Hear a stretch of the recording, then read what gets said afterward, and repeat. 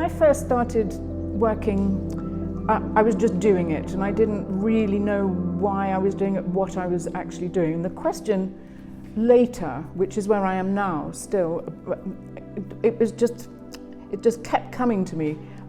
What are you doing? What is this? What is it when a human works a piece of stone?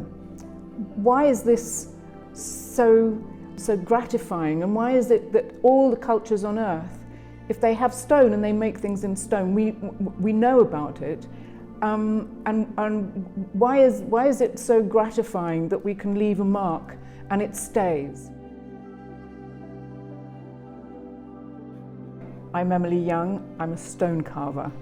I think the story probably starts when I was very young and living in Rome, and everywhere you walk you see stone. The buildings are made of stone, and there's sculptures all over the place, and there's fountains and churches, and it got into my blood. And then when I was back living in England, we lived near Avebury and Stonehenge, and that was also part of my history. I wanted to be an artist, and I started off as a painter, and then we were putting a marble sort of tabletop into the kitchen, and it was a bit too big, and there were some bits left over, and a random person had once left a little leather bag with some stoneworking tools in it, and I thought, well, actually I could maybe use these tools on this little bit of marble. I started working it, and I found I absolutely loved it. I loved the resistance of material, and it seemed like I knew how to do it. It was instinctively very, very, very satisfying, and I just kept going. And now, I'm doing these huge pieces, still hand carved. I use machines now. I use angle grinders and electric saws and things, but to finish them, it's always by hand. And again, you're just going tap, tap, tap, tap, tap. What I realized, I'm actually manifesting a human, I'm just a random human, my relationship with the planet. So I have a random piece of stone, a random human, and we're making something. And so it became very important what I make. And I didn't want it to be egoic. I didn't want it to be about my illusions of my importance. But of course, I'm part of the picture, I'm part of the relationship. And what became very clear is that we were working together, me and the stone lets me know what it can do and what it can't do. You have to be incredibly respectful. I don't choose stones that don't want to play with me, if you see what I mean. I want to play with them, and you've got to get it going so that it is going to work. You are going to do something together. Sometimes when I'm looking at stones in a stone yard or a quarry, or even just wandering around here where I live, sometimes a stone would be saying, no, don't come anywhere near me, I don't want to. And sometimes they look like they're sort of hiding, but they're kind of being a little bit attractive at the same time, and there's just one little something that makes me think, actually, they are talking to me.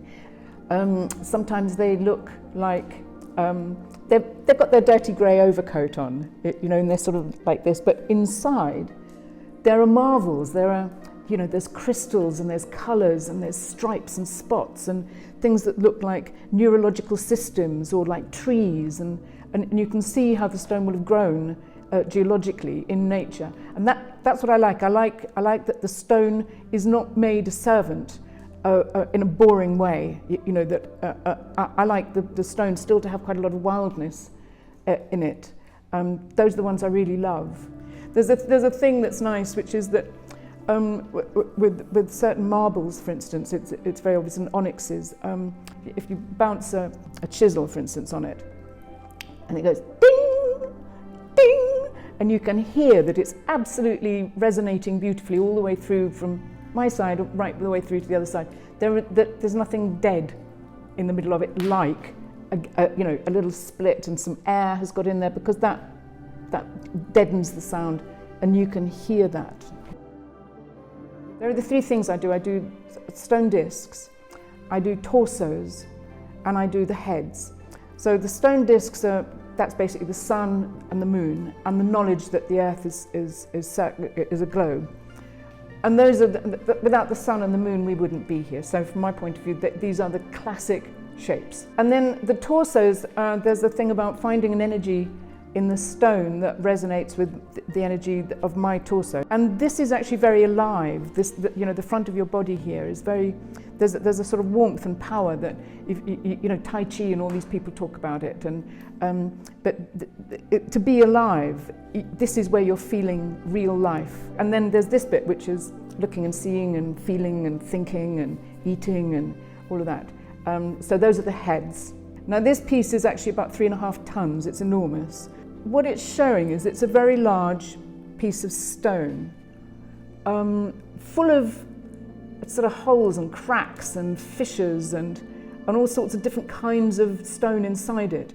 And this was actually it's a volcanic stone from the mountain near where I live here. It shows something that happened, which was a huge volcanic explosion. So, and you get this thing, it's pyroclastic activities, which is when you've got burning gas, which boils through the stone. It actually burns holes in the stone. It's what happened at Pompeii, for instance. You can see these amazing complex things, and also that it's blown up other layers of stone that were whole before. Then they all get blown up into little sections, and then they all land back down again in this dust and the ash and all the things that are just falling around from the volcano, and then it all settles over millions of years. And then I come along and I find it and I think it's very beautiful. And then if I'm feeling that it's okay to work with it, in this one, for example, I've put a sort of a classical head, which is sort of moving forwards out of the stone. I like that piece because I call it Planet, because in fact it had so much going on inside it, of little plants growing, and there was some wasps had made a little nest in there, for instance, and you see all of this stuff going on inside it. And it could have been a meteorite, in my mind. It was something that has come through time, and then will go on into the future of time, with these little interventions of the little plants, the wasps or whatever it is, and a volcano, and then me. It will endure. I mean, it's a few 100 million years old. It can go into the future for a few 100 million years old. Some of the stones I use are billions of years old. Some of the quartzites, I was working with some quartzite from the west coast of Scotland, 3.5 billion years old. 3.5 billion.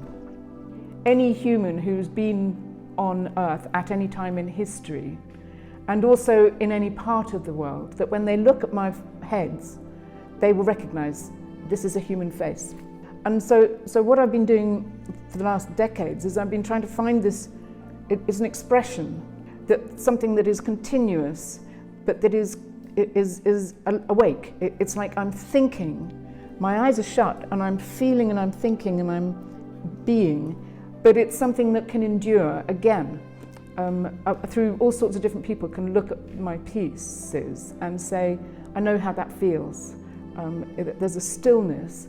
It's to do with being contemplative and reflective, and maybe not in conversation with another person. It's something very interior. So that's why often they have their eyes closed. But it's about stillness, being really alive and really still. And from my point of view, a stone embodies that.